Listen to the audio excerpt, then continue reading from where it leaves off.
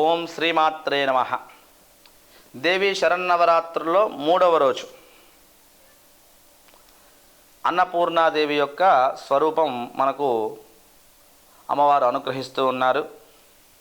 ఇంకే అన్నపూర్ణాదేవి గురించి మనం ఏం చెప్పాలి అని అంటే, ఒకటి కాదు రెండు కాదు, నిత్యం కూడా మన ఇంట్లో తిష్ట వేసుకొని ఉండేటువంటి దేవత అన్నపూర్ణాదేవి. మనకు విశేషంగా ఈరోజు అన్నం తింటున్నామంటే ఆమె యొక్క అనుగ్రహమే.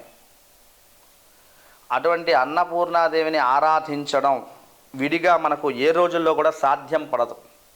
కానీ అందరూ అనుకుంటున్నారు, కానీ విడిగా ఏ రోజుల్లో సాధ్యపడదు అనేటువంటి విషయానికి వస్తే సాధ్యపడేటట్టుగా కూడా చెయ్యొచ్చు. 10 మందికి అన్నం పెట్టడం అన్నపూర్ణాదేవిని ఆరాధించడమే.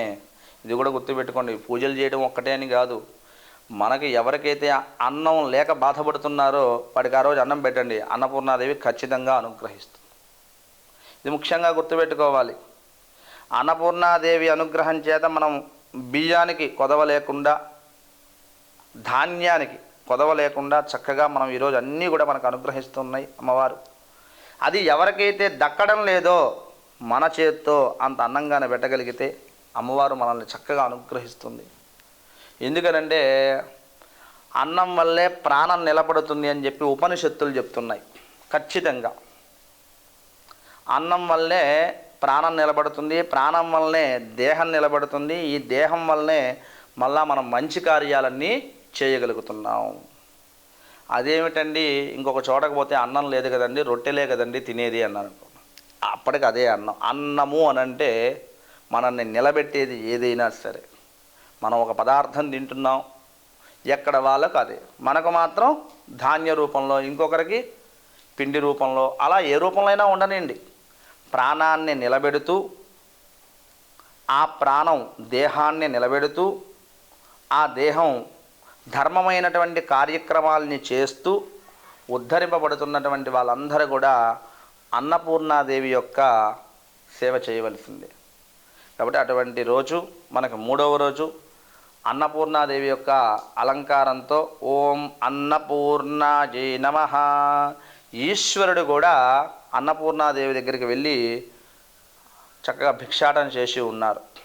మనకి చాలా చిత్రపటాల్లో కనిపిస్తూ ఉంటుంది.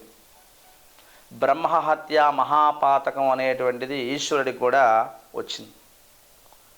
ఒకానొక సందర్భంలో మంత్రం తప్పు చెప్పాడని పంచముఖ బ్రహ్మని శిరస్సు ఖండించారు. అప్పటి ఆయన చతుర్ముఖ బ్రహ్మ అయ్యాడు.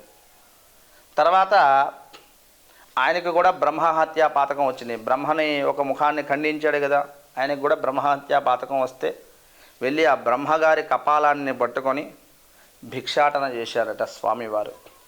అప్పుడు అన్నపూర్ణాదేవి కూడా భిక్ష ద్రవ్యాన్ని ఈశ్వరుడికి వేసింది. అట్లానే భారతదేశం మొత్తం కూడా 4 సార్లు కాలినడకతో పర్యటించినటువంటి శంకర భగవత్పాదులు, శంకరాచార్యులు వారు కూడా అన్నపూర్ణే సదాపూర్ణే శంకర ప్రాణవల్లభే జ్ఞాన వైరాగ్య సిద్ధ్యర్థం భిక్షాం దేహి చ పార్వతీ. ఆ పార్వతీదేవి స్వరూపంలో ఉన్నటువంటి అమ్మవారిని ఏమని అడిగాడు? అన్నపూర్ణే సదాపూర్ణే. ఓ అన్నపూర్ణాదేవి, సదాపూర్ణే, నిన్ను ఎప్పుడు కూడా ధ్యానిస్తూ ఉంటాం. శంకర ప్రాణవల్లభే, నువ్వు శంకరుడికి ప్రాణ వరభురాలువి. జ్ఞాన వైరాగ్య సిద్ధ్యర్థం, జ్ఞానాన్ని వైరాగ్యాన్ని సిద్ధించేటువంటి భిక్షను నాకు ప్రసాదించు అని చెప్పేసి జ్ఞానాన్ని వైరాగ్యాన్ని కోరుతూ జోలి పట్టి భిక్షను అడిగాడు. ఎవరు? శంకర భగవత్పాదులు, సాక్షాత్తు శంకరాచార్యులు వారు. ఆయన్ని కూడా అనుగ్రహించింది, జ్ఞానాన్ని ఇచ్చింది, వైరాగ్యాన్ని ఇచ్చింది, చక్కగా కూడా అనుగ్రహించింది. ఈరోజు మనం తిరగలుగుతున్నామంటే అన్నపూర్ణాదేవి యొక్క అనుగ్రహమే. అందుకనే కాశీలో విశాలాక్షి సమేత అన్నపూర్ణ సమేత కాశీ విశ్వేశ్వరుడు, అటుపక్క చూస్తేనేమో విశాలాక్షి అమ్మవారు శక్తిపీఠం, ఇటుపక్క చూస్తేనేమో గుడికి పక్కనే అన్నపూర్ణాదేవి అమ్మవారి యొక్క విశేషమైనటువంటి దేవస్థానం. అక్కడికి వెళ్ళడం, అన్నపూర్ణాదేవి యొక్క అనుగ్రహంతో మనం ఈరోజు జీవించి ఉన్నామని చెప్పేసి అమ్మవారిని ప్రార్థన చేయడం అనాదిగా వస్తున్నటువంటి ఆచారం. అందరూ కూడా అమ్మవారిని ఆరాధించండి 3వ రోజు. అట్లానే సంవత్సర కాలంలో ఒక్కసారైనా పేదలకు అన్నదానాలు చేయండి.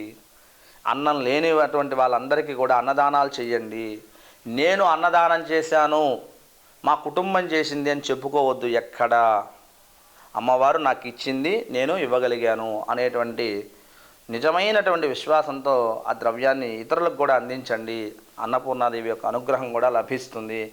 ఎప్పటికీ అన్నపానాదులకి లోటు లేకుండా అమ్మవారి అనుగ్రహంతో మన జీవనం కూడా సాగించగలుగుతాము. శుభం భూయాత్.